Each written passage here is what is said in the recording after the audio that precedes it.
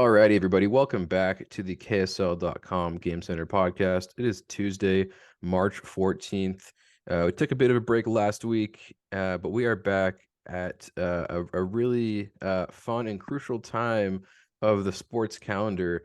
This week marks the beginning of March Madness. The NCAA tournament is back. It begins this week, and to talk about the only men's team in this year's bracket, this year's men's tournament. We are joined by Jacob Nielson, our Utah State beat writer. How you doing today, Jacob? Hey, I'm doing great, Caleb. Thanks for having me on again. Means big things are happening. Truly, right? Coming off of a trip down to Vegas, where the Aggies made it all the way to the Mountain West Championship final.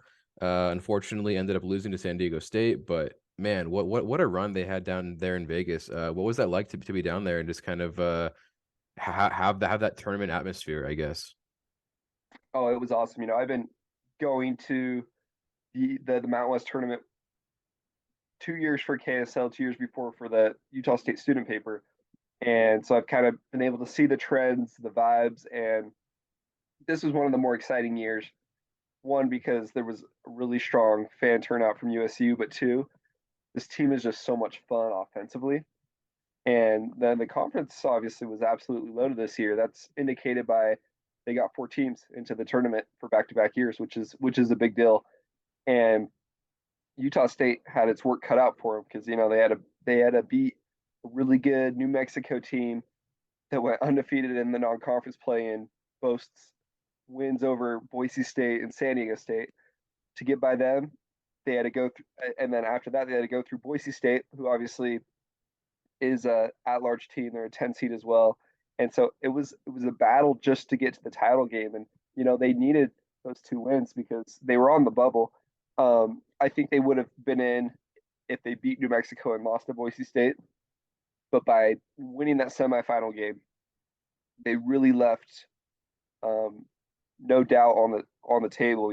And the title game was tough. The way the Mountain West tournament goes, I, every I'll say this: every conference tournament, obviously, you play 3 games in 3 days. If you're a lower seed, sometimes if you want to get through the gauntlet, it's 4 games in 4 days. But the difference about the Mountain West is the scheduling. So Utah State, they played two really, really late night games Thursday and Friday that ended nearly at midnight Pacific time. And then they had to turn around and play at 3 p.m. Pacific time on Saturday afternoon. And so most conference tournaments, there's at least a 24-hour difference between when you play. For the Aggies, it was brutal because they had to turn around and play less than 24 hours later. They had 3 games within 40 hours of each other. And you could tell that championship game, their legs were shot. I mean, they shot 50% for the free throw line, poorly from three. They battled, they put up a good fight against San Diego State. They had a couple of opportunities as the game was late, but the Aztecs were the better team.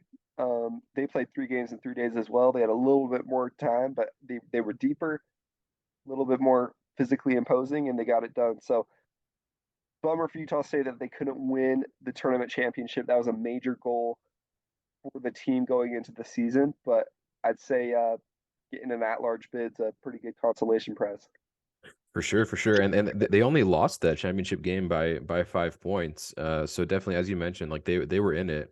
But it is interesting to kind of look at those 3 games, as you mentioned. They kind of just how brutal that schedule was and getting tired over the stretch. If just looking at like the points, they scored 91 points in the first game, 72 in the second game, and 57 in the third game. So it just kind of goes to show you, obviously with different opponents and different levels of difficulty, but certainly the wear and tear coming down on that Aggie team, and now they have to just kind of turn around and do it again.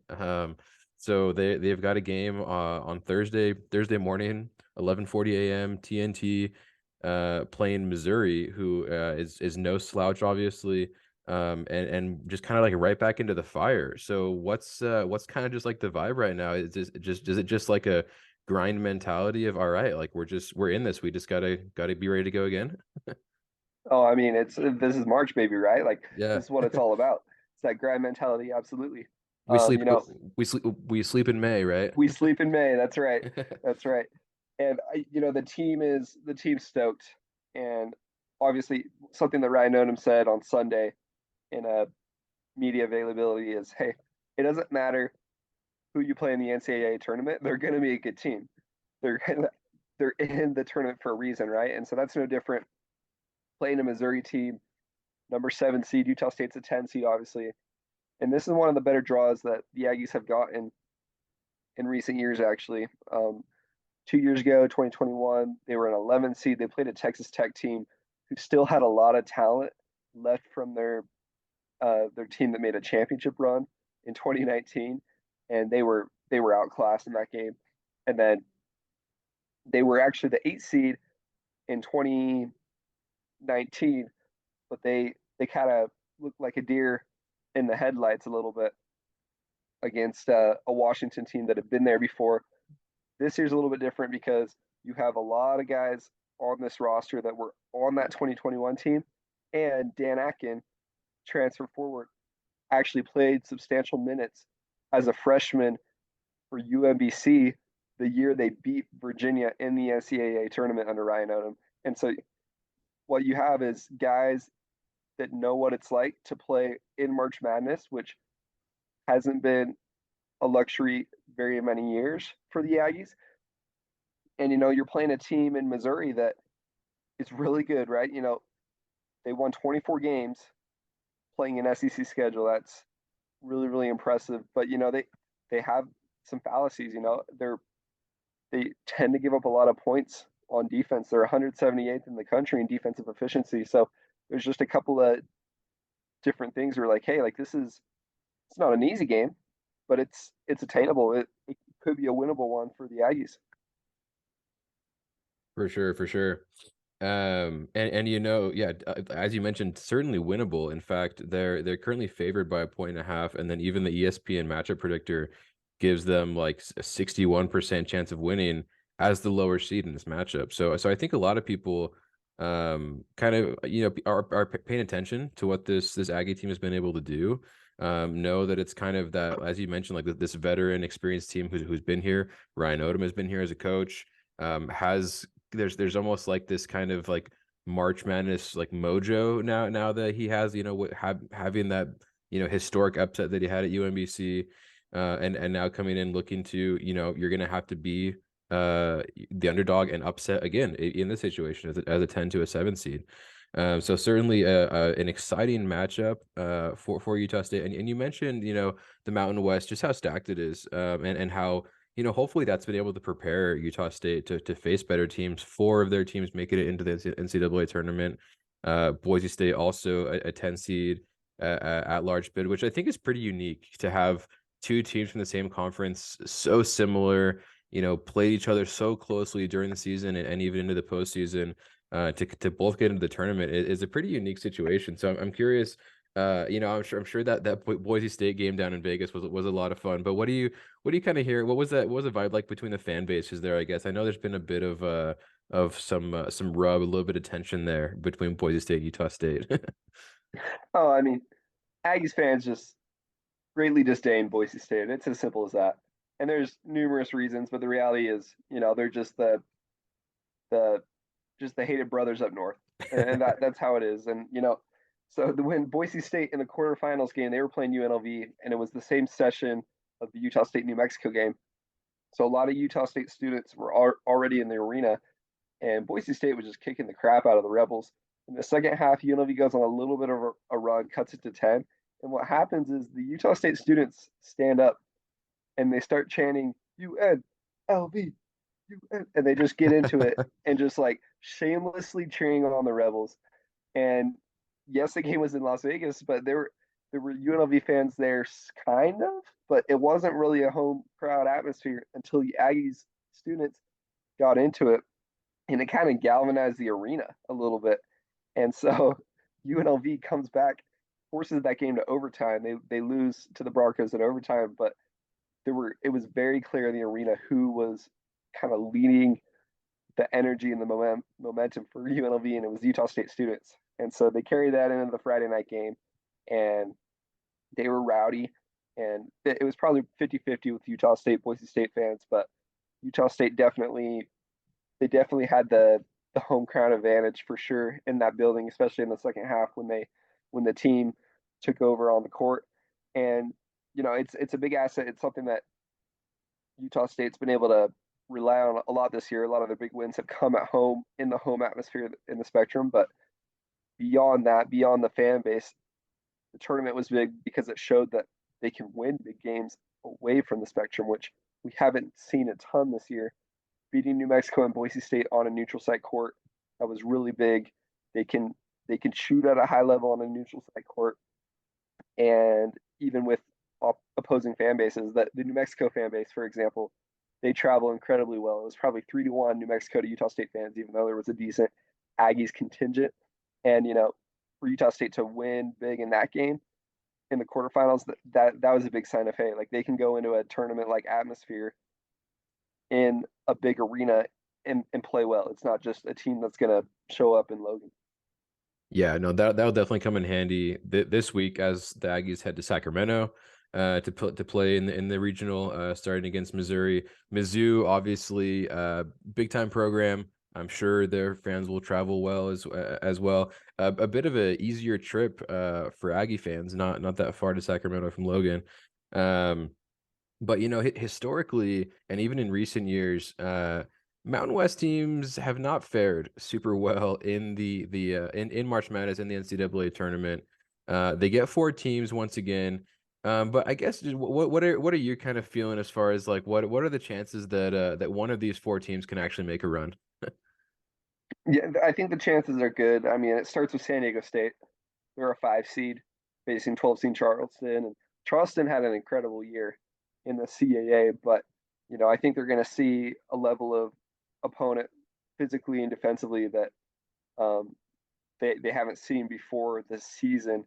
And I mean, San Diego State, I would be shocked if there's an upset there. I think they're going to get the job done, and then they have a winnable game against the 4 seed. I slipped my mind who they're playing in the second round, but I in my bracket I picked them in the Sweet 16, and then Boise State against Northwestern. That's a 10-7 matchup, similar to the Utah State matchup. Boise State is higher than Northwestern in a lot of the computer metrics, and they're favored in that game. And then Nevada in the first four tomorrow night on Wednesday night they play Arizona. Arizona has two Nevada transfers on their team, including David Cambridge Jr., who he's the guy that hit the half court shot to beat Arizona earlier this season, Mm. which largely that was a big part of why they got into the dance in the first place. Former Nevada guy that they're gonna be looking to get after. So it's gonna really interesting matchups. And part of the reason why they struggle in the dance is because they get teams in, but it's not great matchups. They are 10 seeds, 9 seeds, 11 seeds, so it's not these guaranteed wins. And that's the same case this season. Besides San Diego State, is like these are games that the teams are going to have to play really, really well in to win. But I think it's doable, and they need them, right? Because in terms of conference respect and kind of building a culture and a resume as an entire conference, like you need to win these games. They went 0-4 last year. You do that again, then that's going to be something that carries over into the following years when they're considering, hey, are these teams as good as their computer numbers are suggesting, or are they just decent teams that are beating each other up in the conference play, and then they don't have it in them in the tournament, and so they need to win games. But most importantly, Utah State needs to win, right? Because they haven't won a tournament game since 2001, which is a crazy stat, because under Stu Morrill, they've been to a lot of games. Under Craig Smith, they qualified for a lot of tournaments, but they're on an 8-game losing streak since 2001 in the NCAA tournament. It's something moving over the program. This is a really, really good opportunity, favored in this game, to kind of get that monkey off their back. Yeah, you mentioned Stu Morrill, and I think I heard something about that the team they did kind of some kind of throwback to him, and just a quick shout out, real quick. My mom's maiden name is Morrill, and actually, I believe Stu was is technically my grandpa's cousin somewhere Right on. along the way. So, but yeah, can you remind me what there was something that happened with the team after the Mount West tournament or with Selection Sunday where they kind of gave like his era a shout out or something? Well, first of all, Stu Morrill, I believe he's a Provo High grad. So, Gotcha. so absolutely, I'm not surprised that he's related to you somehow. I'm not sure exactly on a shout out they gave to Morrill. They've done a couple things this year. They honored the 2000. I want to say it was the 2008 um, WAC championship team that Gotcha. Stu Moore coached. They honored them on the court on senior night against Okay. Boise State, or it wasn't that game actually, but one of the games they honored him on the court, and Stu Moore was in attendance. So that's something Ryan Odom has done a good job of kind of integrating the past a little bit. And he's running his program his way, but it's something that he talks about a lot is building a culture of success and maintaining that and elevating that.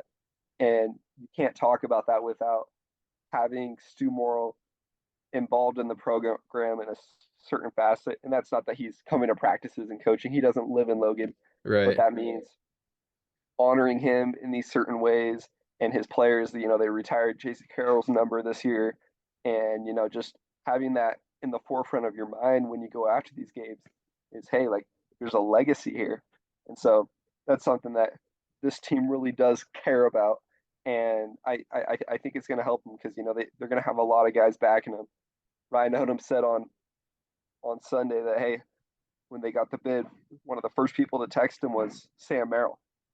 Sam Nice. Merrill, who's in Cleveland right now. Today, it just got announced he signed a multi-year deal after his 10-day with the Cavaliers. But he said, Coach, we haven't won a tournament game in 20, 21, 22 years. You need to break this. And Odom was like, man, no pressure. But, that's kind of the legacy that exists with Utah State basketball.